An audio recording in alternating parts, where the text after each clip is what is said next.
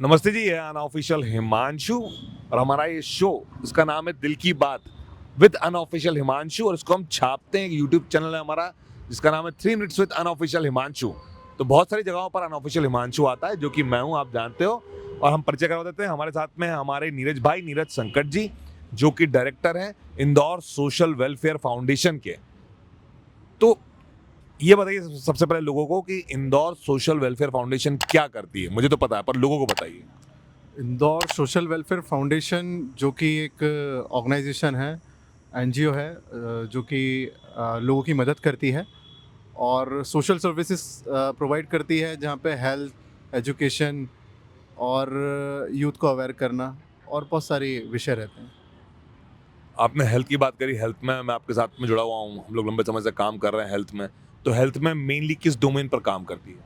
देखिए, हेल्थ में हमारा जो मेन वर्किंग है वो ब्लड डोनेशन अवेयरनेस को लेकर है।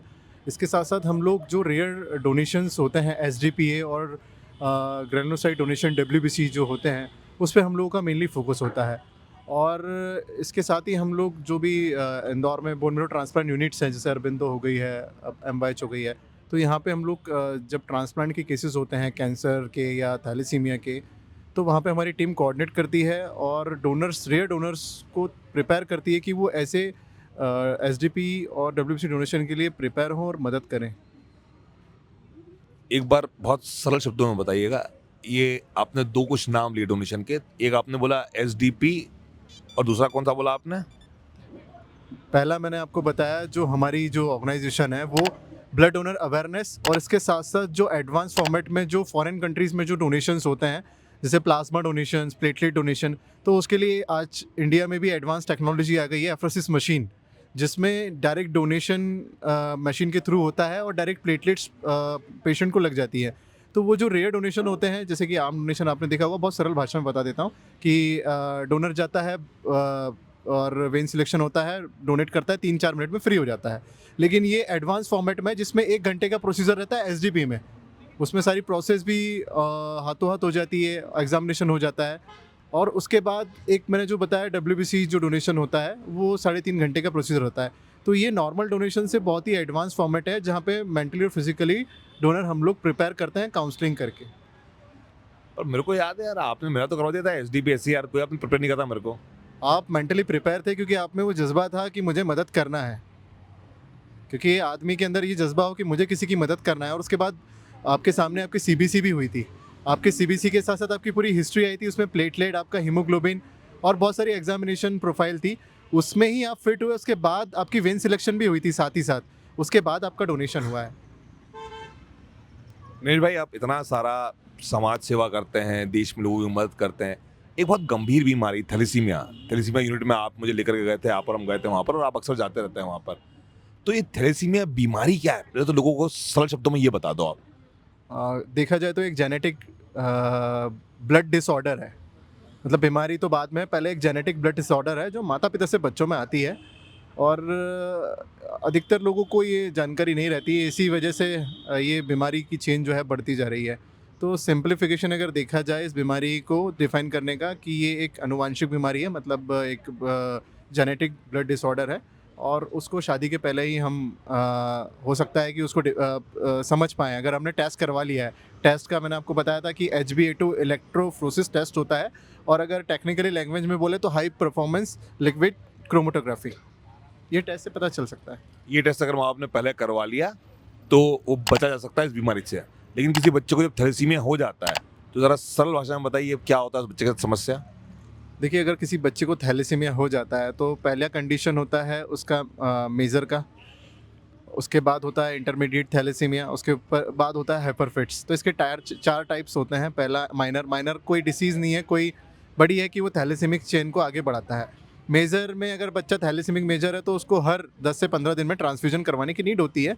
जैसे कि हम नॉर्मल लोग हैं, हमारे बॉडी में जो बोन मेरो होता है, बोन मेरो हमारी बॉडी में रहता है और जिसमें ब्लड बनता है, आरबीसी बनता है।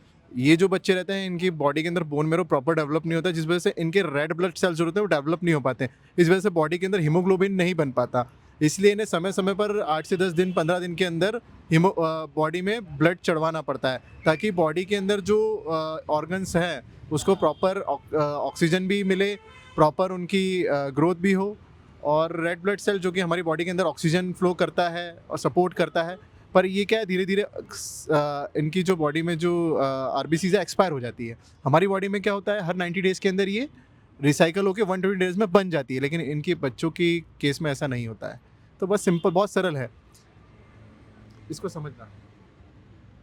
मेरा एक सवाल कि आप मेरी बात होती रहती है कि ब्लड की ज़रूरत है, बहुत सारे ब्लड की ज़रूरत है। जैसे अभी आपने बताया था मुझे कि ब्लड की शॉर्टेज आ गई है, तो ब्लड डोनेशन कैंप आप ऑर्गेनाइज करवाते हैं, तो सबसे बड़ा चैलेंज क्या आता है ब्लड डोनेशन कैंप ऑर्गेनाइज कराने में?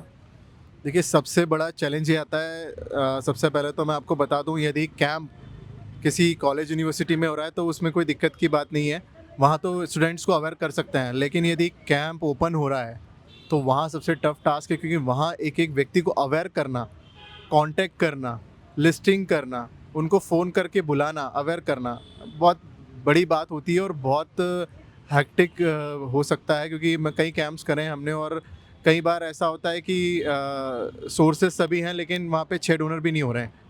और एक बहुत बड़ी हमारे लिए दुख की बात है कि हमारी कुल आबादी का 1% से ज़्यादा भी लोग डोनेशन नहीं करते हैं। मतलब बहुत बड़ी बात है ये।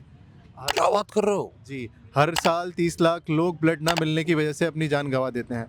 ये तो इंदौर है, यहाँ तो हॉस्पिटलिटी है, यहाँ फैसिलिटीज़ बहुत है, लेकिन आप जब बाहर गाँव की दूरदशा देखेंगे, वहाँ की स्थिति देखेंगे, तो आपको समझ में आएगा कि नहीं, वाकई में, क्योंकि स्थिति शायद गाँव में इंफ्रास्ट्रक्चर ही नहीं है ऐसा। देखिए, ऐसा नहीं है कि गांव में इंफ्रास्ट्रक्चर नहीं है, लेकिन और ये भी बता दूं कि शहर से ज़्यादा गांव के लोग अवेयर रहते हैं मदद के लिए।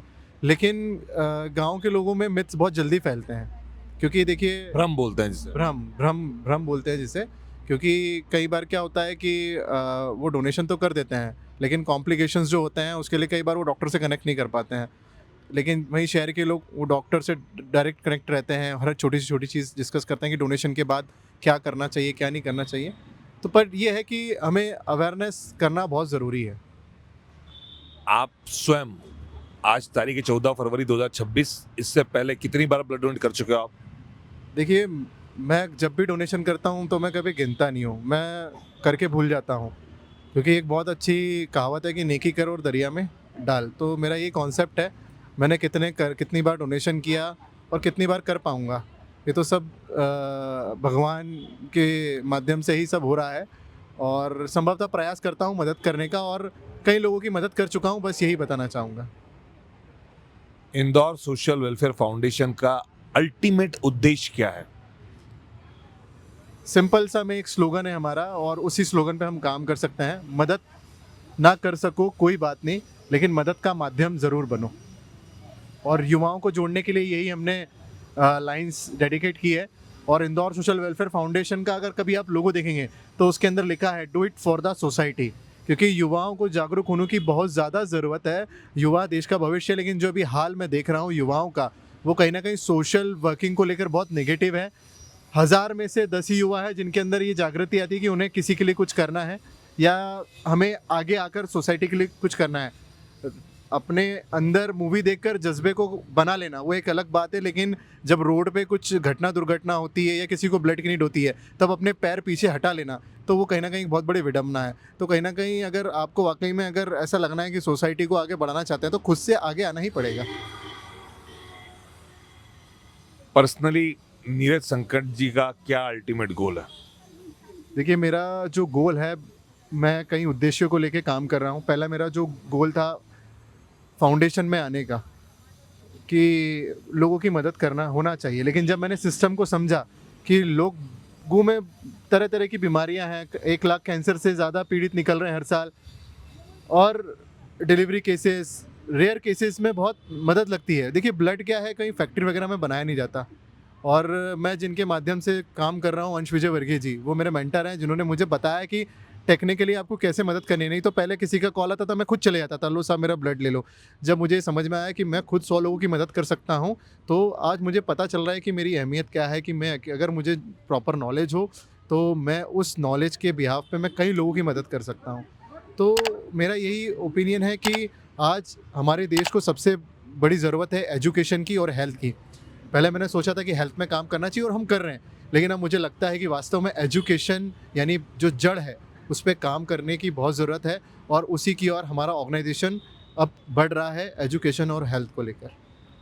क्या आपको लगता है कि जो ये सबसे इम्पोर्टेंट जो रूट है एजुकेशन, कहीं ना कहीं इसमें पूरा का पूरा तंत्र जो है वो फेल हो गया सही तरीके से एक एजुकेशन सिस्टम बनाने में? देखिए फेलियर तो नहीं कहूँगा, क्योंकि आप यदि देखें तो बहुत सारे गवर्नमेंट ऑफिसर्स हैं, अच्छी अच्छी प्रोफाइल्स में हैं, और कहीं आप देखेंगे कि बहुत बड़े बड़े साइंटिस्ट भी हैं, तो वो निचले क्रम से कई लोग ऊपर भी गए हैं, ऐसा नहीं है। जिन्होंने हमें सिखाया है कि संसाधन भी है, सोर्सेज भी हैं। लेकिन हाँ, ये ज़रूर बोल सकता हूँ कि हमारे जो तंत्र हैं, हमारा जो शिक्षा तंत्र है, हमारा जो स्वास्थ्य की जो हमारी और शैली है, उनको बहुत अच्छे से अगर कर सकते हैं, क्योंकि लास्ट टाइम दिल्ली में आपने देखा था कि जो केजरीवाल जी थे, उन्होंने स्वास्थ्य लाभ हेतु 1 करोड़ रुपए, 2 करोड़ रुपए तक की स्वास्थ्य सेवा मुफ्त कर दी थी। वहीं हमारी जो एमपी गवर्नमेंट है, जो कि 5 लाख आयुष्मान योजना, सीएम निधि से मदद, तो कहीं ना कहीं इस राशि को बढ़ाया जाना बहुत ज़रूरी है, क्योंकि लोगों को वाकई में बहुत ज़्यादा ज़रूरत है इन योजनाओं के अंतर्गत राशि के बढ़ने की। देखिए, जैसे हमारे शो का नाम है दिल की बात, तो मैं आपको जानता हूँ पर्सनली बहुत अच्छे से। ये लोग जो देखेंगे उनको भी पता है कहीं ना कहीं कि मुझे जब भी कोई मेरे पास कोई पुकार होती है कि ब्लड चाहिए, कोई स्वास्थ्य रिलेटेड कोई नीड है, तो मैं आपका नंबर सीधे उनको दे देता हूँ कि नीरज संकट जी का नंबर है, मुझे संपर्क करिए, मेरा रेफरेंस दे दीजिएगा। और आपके पास बहुत तरह से कॉल भी आते होंगे। लेकिन अब थोड़ा सा क्या है कि हम देश, समाज, स्वास्थ्य, शिक्षा, इसके बारे में बात करें क्योंकि आपके हमारे दिल में बसता है। लेकिन अब पर्सनल थोड़ा सा बात करेंगे, दिल की बात करेंगे कि क्या है हमारे नीरज भाई के दिल में, इस बारे में आएंगे हम जरा, ठीक है? देखिए, अब दिल की बात तो यही है कि सबसे पहले ही हमें अपने परिवार के लिए हम समर्पित रहें। सबसे पहले हम अपने सेल्फ के लिए समर्पित रहें, फिर परिवार के लिए रहें। माता पिता जिन्होंने आपको पाला है, पोसा है, आगे इस लायक बनाया कि आज मैं बैठ के आपसे बात कर पा रहा हूँ सही लहजे में। और उसके बाद मैं समझता हूँ कि आपको अपने देश हित में भी कुछ करना चाहिए, क्योंकि क्या है कि आपने देखा कोविड जब आया था, कोविड का दौर था, तो बहुत ही भयावह दृश्य था कि जब एक बेटा अपने बाप को मतलब मुखाग्नि देने से कतरा रहा था कि कहीं उसको कोरोना ना हो जाए। तो कई लोग आए और उनके शव का देह संस्कार किया। तो ऐसी भी विषय देखें तो समझ में आया कि सामान 100 बरस का और पल भर की खबर नहीं। इसलिए खुल के जियो, अच्छे से जियो और लोगों के लिए कार्य करते रहो, और वही सच्ची सेवा है। क्या बात है। नीरज भाई का प्रेम के बारे में क्या विचार है? देखिए, प्रेम के बारे में 2 लाइन यही कहूँगा कि मैं मतलब यूँ ही हर किसी से मिलता-जुलता नहीं हूँ, और मिलता हूँ तो फिर तुरंत किसी भी प्रकार से सोचता नहीं हूँ कि हाँ, तो कुछ लाइन्स हैं कि यूँ ही मिलते ही दिल मिलाया नहीं जाता और आगाज़ को अंजाम बनाया नहीं जाता। तो मिलता-जुलता हूँ अपने हिसाब से, पर उम्मीद नहीं बाँधता हूँ किसी बड़े आदमी के साथ, बस यही है कुछ। नीरज भाई का क्या विचार है भारतीय राजनीति के बारे में? देखिए, बहुत ज़रूरत है भारतीय राजनीति के अंदर सुधार की। जिस तरीके से हम देख रहे हैं, हमारा भारत जो एक डेमोक्रेटिक कंट्री है, और हमारे जो संविधान ने हमें अधिकार दिए हैं, कहीं न कहीं या तो जनता उन अधिकारों को भूल गई है, या तो फिर जो हमारे जो पॉलिटिशियंस हैं वो उस अधिकारों का बहुत ज़्यादा ही अच्छे से फ़ायदा उठा रहे हैं। तो मैं समझता हूँ कि एक आम आदमी को ये अधिकार होना चाहिए कि सबसे पहले उसको संविधान की जानकारी होना, क्योंकि अगर उसको संविधान पता है तो वो कहीं भी कानूनी तौर पे और एक सकारात्मक दृष्टिकोण से अपने अधिकारियों के लिए लड़ सकता है। और भारतीय राजनीति के अंदर देखिए, बाबा साहब ने जो संविधान निर्माण किया, बहुत बड़ा हमारा लिखित संविधान है।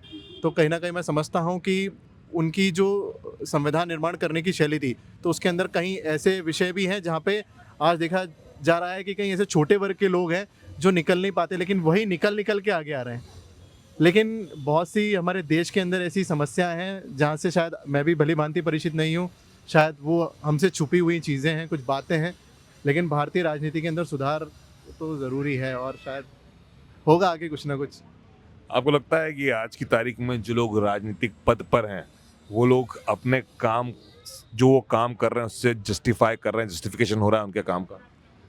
देखिए, मैं मानूंगा नहीं हो रहा है। हाल ही में मैं बोलना चाहूँगा, हमारे जो एक शहर की बेटी अनिका, 9 करोड़ रुपए के लिए जिस तरीके से वो पूरे शहर में, पूरे मध्य प्रदेश में हम लोग उस विषय को देख रहे हैं, जो ज़्यादा बड़ी बात नहीं है मध्य प्रदेश के लिए, और इंदौर जैसे शहर में जो कि आर्थिक राजधानी कहा जाता है, शायद कुछ घंटों की बात है, बड़े बड़े लोग हैं यहाँ पे, बड़ी बड़ी कम्युनिटीज़ हैं, उसके बाद भी 9 करोड़ रुपए मध्य प्रदेश की कुल आर्थिक स्थिति का 30% यहाँ इंदौर उसमें हिस्सेदारी रखता है। लेकिन आप देखेंगे कि बच्ची को आज तीसरा चौथा महीना हो गया है, तो मैं कहीं ना कहीं ये तो मानूंगा कि गैर जवाबदाही तो है।